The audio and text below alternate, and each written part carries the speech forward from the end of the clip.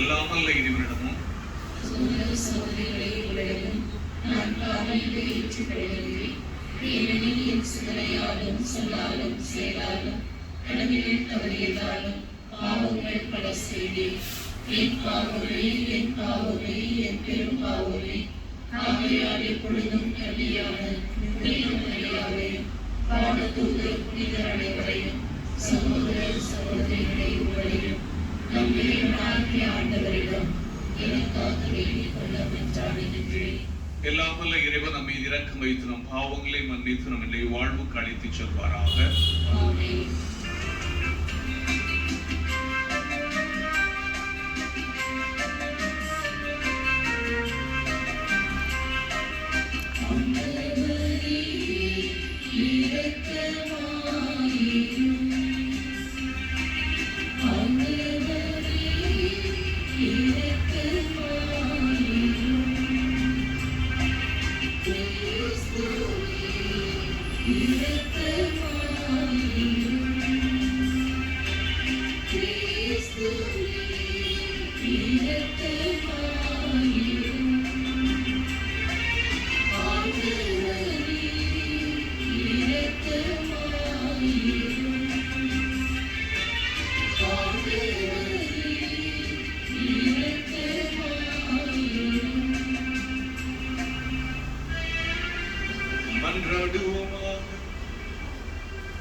இறைவா, உம்முடைய அன்பின் தூண்டுதலால் மறை சாட்சியரான கர்த்தத்துவா பிரதிசித்தியனும் புனிதையர் தங்களை துன்புறுத்தியோரை பொருட்படுத்தாமல் கொடிய சாவின் மீது வெற்றி கொண்டார்.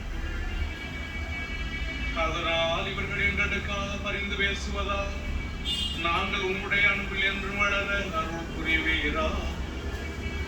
உம்மோடு தூயாவியாய் ஒன்றை பிளறைவனா என்றென்றோ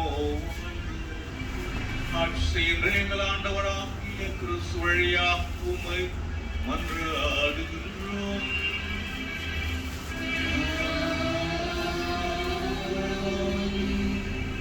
முதல் வாசகம்.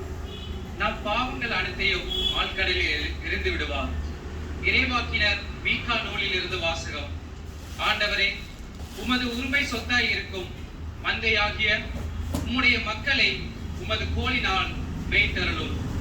அவர்கள் கர்மேலின் நடுவே காட்டில் தனித்து வாழ்கின்றார்களே.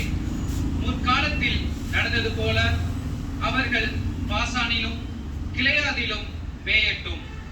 எகிப்து நாட்டிலிருந்து நீங்கள் புறப்பட்டு வந்த நாளில் நடந்தது போல நான் அவர்களுக்கு வியத்தகு செயல்களை காண்பிப்பேன். உமக்கு நிகரான இறைவன் யார்?